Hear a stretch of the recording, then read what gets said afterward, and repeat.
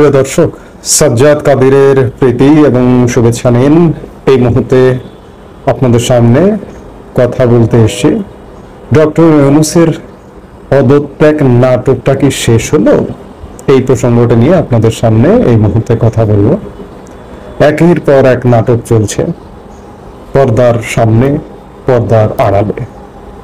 গত বৃহস্পতিবার থেকে এই নাটকটি মঞ্চায়ন হচ্ছে, আমরা মঞ্চায়ন দেখে যাচ্ছি। ডক্টর ইউনূসের পদত্যাগ নাটকই বলতে পারেন এটা। হঠাৎ করে ডক্টর ইউনূসের পদত্যাগ করবার আগ্রহ কোথা থেকে আসলো? অতীতে কি ডক্টর মোহাম্মদ ইউনূস কোনো জায়গা থেকে কি খুব সহজভাবে পদত্যাগ করেছেন? এমন নজির তো নেই। এমনকি তার প্রতিষ্ঠান গ্রামীণ ব্যাংকের এমডি পদ থেকেও কিন্তু তিনি নিজে থেকে সরে দাঁড়াননি, সরে যেতে বাধ্য হয়েছেন। ঠিক তেমনি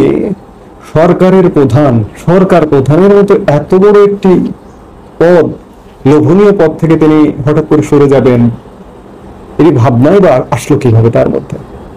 তিনি কি আশঙ্কা করেছিলেন যে যাদের বদৌলতে তিনি ক্ষমতায় আছেন, কোন রকম আইনি ভিত্তি ছাড়া, আইনি ভিত্তি এ কারণে বলছি, আমি দিনের আর এক ভাগে আজকে আলাপ করেছি যে ডক্টর মোহাম্মদ ইউনূসের সরকারের বৈধতা নিয়ে আসলে প্রশ্ন উঠতে পারে।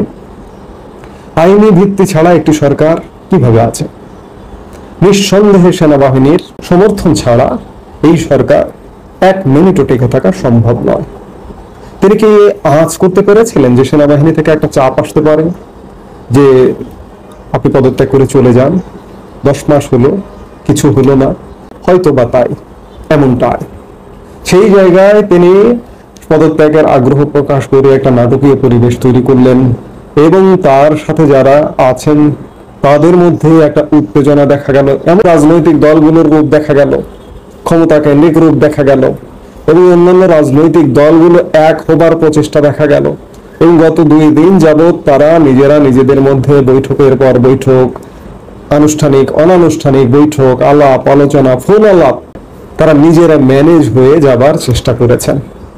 এবং এগুলোর পরিপ্রেক্ষিতে আজকে সরকারের তরফে ঘোষণা আসছে, যেমন আজকে একনেক বৈঠক পরবর্তী এক আলাপে পরিকল্পনা উপদেষ্টা ওয়াহিদুদ্দিন মাহমুদ বলেছেন যে ডক্টর ইউনূস পদত্যাগ করছেন না, আমরা যাচ্ছি না, আমরা থাকছি, আমাদের উপর যে দায়িত্ব দেওয়া হয়েছে আমরা সেই দায়িত্ব পালন করতে বদ্ধপরিকর। ডক্টর ইউনূস যাচ্ছেন কি যাচ্ছেন না এটাই এখনো পরিষ্কার করে বলাটা কঠিন, কারণ ডক্টর ইউনূস নিজের ইচ্ছায় যাবেন বা যাবেন না সেটি তার নিতান্তই ব্যাপার, কিন্তু আরো ব্যাপার এখানে জড়িত আছে।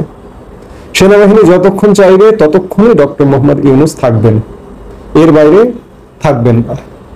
এখন আজকে রাজনৈতিক দলগুলোর সাথে বৈঠক আছে, যেমন সন্ধ্যেবেলা আমরা যে মুহূর্তে কথা বলছি ইতিমধ্যে হয়তো বিএনপি প্রধান উপদেষ্টার সাথে বৈঠক করছেন, আবার এরই মধ্যে জামাতের সাথে বৈঠক আছে, এনসিপির সাথে বৈঠক আছে এবং রোববার সর্বদলীয় বৈঠক। জামাতের যে চাওয়াটা ছিল, জামাতের যে দৌড়ঝাঁপ ছিল, জামাতের যে হাপিত্তেশ ছিল, সর্বদলীয় বৈঠক ডাকাতে ডক্টর মোহাম্মদ ইউনূসকে দিয়ে জামাত ইতিমধ্যে সক্ষম হয়েছেন। জামাত আসলে সক্ষম হন, তাদের মধ্যে এমন কিছু কৌশলগত ব্যাপার আছে, তারা সক্ষম হয়েছেন, যার কারণে রবিবারে সর্বদলীয় বৈঠক অনুষ্ঠিত হতে যাচ্ছে। যেটি হোক না কেন সর্বদলীয় বৈঠক হবে। আবার আরেকটি বিষয় যে উপদেষ্টা পরিষদের, আজকে বিএনপি, জামাত, এনসিপি তাদের সাথে আলাপ করবার পরে উপদেষ্টা পরিষদের একটা বৈঠক করার কথা ছিল, সেটি অনিবার্য কারণবশত বাতিল করা হয়েছে। কারণটা হচ্ছে সর্বদলীয় বৈঠক পরের দিন, হয়তো সর্বদলীয় বৈঠক পরবর্তী সময়ে উপদেষ্টা পরিষদ বৈঠক করবেন, এই কারণেই হয়তো আজকের বৈঠকটি বাতিল করা হয়েছে। আবার এদিকে উপদেষ্টা পরিষদ থেকে আজকে একটি বিবৃতি প্রকাশ করা হয়েছে।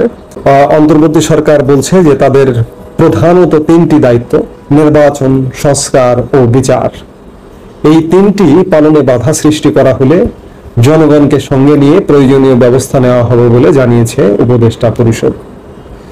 আবার এই বিবৃতিটাতে খানিকটা হুমকির দৃষ্টি মনে হলো যে জনগণকে সাথে নিয়ে ব্যবস্থা নেওয়া হবে উপদেষ্টা পরিষদ।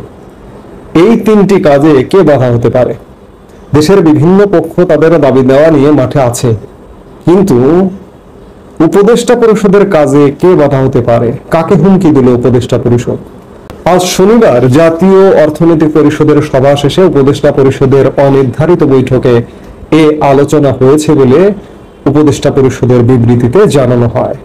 বিবৃতিতে বলা হয়েছে, বৈঠকে অন্তর্বর্তীকালীন সরকারের ওপর অর্পিত 3টি প্রধান দায়িত্ব নির্বাচন, সংস্কার ও বিচার এ বিষয়ে বিস্তারিত আলোচনা হয়। এসব দায়িত্ব পালনে বিভিন্ন সময় নানা ধরনের অযৌক্তিক দাবি দেওয়া, উদ্দেশ্য প্রণোদিত ও এখতিয়ার বহির্ভূত বক্তব্য ও কর্মসূচি দিয়ে যেভাবে স্বাভাবিক কাজের পরিবেশ বাধাগ্রস্ত করে তোলা হচ্ছে এবং জনমনের সংশয় ও সন্দেহ সৃষ্টি করা হচ্ছে তা নিয়ে বিস্তারিত আলোচনা হয় বৈঠকে। দেশকে স্থিতিশীল রাখতে, নির্বাচন, বিচার ও সংস্কার কাজ এগিয়ে নিতে এবং চিরতরে এ দেশে স্বৈরাচারের আগমন প্রতিহত করতে বৃহত্তর ঐক্য প্রয়োজন বলে মনে করে উপদেষ্টা পরিষদ। এ বিষয়ে অন্তর্বর্তী সরকার রাজনৈতিক দলগুলোর বক্তব্য শুনবে এবং সরকারের অবস্থান স্পষ্ট করবে।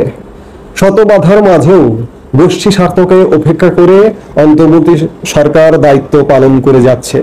যদি পরাজিত শক্তির ইন্ধনে এবং বিদেশি ষড়যন্ত্রের অংশ হিসেবে সরকারের ওপর আরোপিত দায়িত্ব পালনে অসম্ভব করে তোলা হয়, তবে সরকার সকল কারণ জনসমক্ষে উত্থাপন করে পরবর্তী সিদ্ধান্ত গ্রহণ করবে।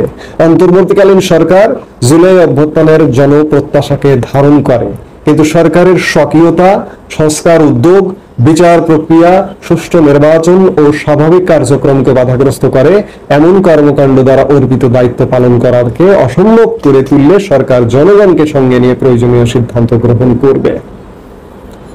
অর্থাৎ সরকারের পক্ষ থেকে, এই অন্তর্বর্তী সরকারের পক্ষ থেকে একটা হুমকি দেওয়া হলো। দায়িত্ব পালনকে অসম্ভব করে তুলবে কে করবে, কিংবা এখতিয়ার বহির্ভূত কথাবার্তার কথা এই বিবৃতিতে বলা হয়েছে। এটি কি এই সরকার, অন্তর্বর্তী সরকার সেনাবাহিনীকে ইঙ্গিত করছে? আমার কাছে তেমনটাই মনে হচ্ছে যে সরকারপন্থীদের মধ্যে কয়েকদিন ধরে আলোচনা হচ্ছে যে সেনাবাহিনী তার আলাপের বাইরে, তার যেগুলো বলা উচিত তার বাইরে কথা বলছে, সেনাবাহিনী এখতিয়ার বহির্ভূত কথা বলছে। এক প্রকার সেনাবাহিনীকে এই সরকার, এখনকার যে সরকার নামের একটা কিছু আছে, মুখোমুখি করছে। এই যে রাজনৈতিক দল যেগুলো আছে তাদের সাথে নিয়ে এই সরকারকে একসাথে চলতে চাইছে, যাতে সেনা হস্তক্ষেপ কোনোভাবেই না হয়। কিন্তু দেশ খারাপের দিকে যাচ্ছে, দেশের অবস্থা খারাপ। সেনাবাহিনী কি হস্তক্ষেপ না করে ছেড়ে দেবে? আমি সেনাবাহিনীর মধ্যে শেষ আলোটা দেখতে চাই, বা দেখতে পারি যে সেনাবাহিনী আসলে ছেড়ে দেবে না। আপনারা যতই বলেন যে ডক্টর ইউনূস পদত্যাগ করছেন না, ডক্টর ইউনূস থাকছেন, উপদেষ্টা পরিষদ থাকছেন, কিন্তু শেষ বিচারে আমি এখনো বলতে পারবো না, এখনো ধারণা করতে পারবো না যে ডক্টর ইউনূস পদত্যাগ করতে চাইলে না ডক্টর ইউনূস নিজে থেকেই পদত্যাগ করে চলে যাচ্ছেন, কিংবা সময় নিচ্ছেন। সময়টা ততক্ষণই পাবেন যতক্ষণ সেনাবাহিনী তাকে সময় দেবে। সেনাবাহিনী যদি সময় না দেয়, সেনাবাহিনী যদি বলে যে আজকে আপনাকে চলে যেতে হবে, ডক্টর ইউনূস চলে যেতে বাধ্য হবেন। প্রধানমন্ত্রী শেখ হাসিনা একটি নির্বাচিত সরকারের প্রধানমন্ত্রী ছিলেন, তিনি চলে গেলেন কেন? তাকে চলে যেতে বাধ্য করলো কে? তাকে তো সেনাবাহিনীর পক্ষ থেকেই বলা হলো যে আমরা আর নিয়ন্ত্রণ করতে পারছি না, তখনই তো তিনি চলে গেলেন। ঠিক তেমনি প্রধানমন্ত্রী শেখ হাসিনার সরকারের তুলনায় ডক্টর ইউনূসের সরকার অত্যন্ত দুর্বল একটি সরকার। জাস্ট সেনাবাহিনীর একটা শব্দ করা লাগবে যে আপনি আর নয়, ডক্টর ইউনূস বিদায় নিতে বাধ্য হবে। এখন আমি বারবারই বলছি, প্রত্যেকটি আলাপে বলছি যে সেনাবাহিনী আমাদের শেষ ভরসা স্থল। সেই জায়গায় সেনাবাহিনী কি করে এই অচল অবস্থা থেকে উদ্ধারে, সেটি বিবেচ্য বিষয়।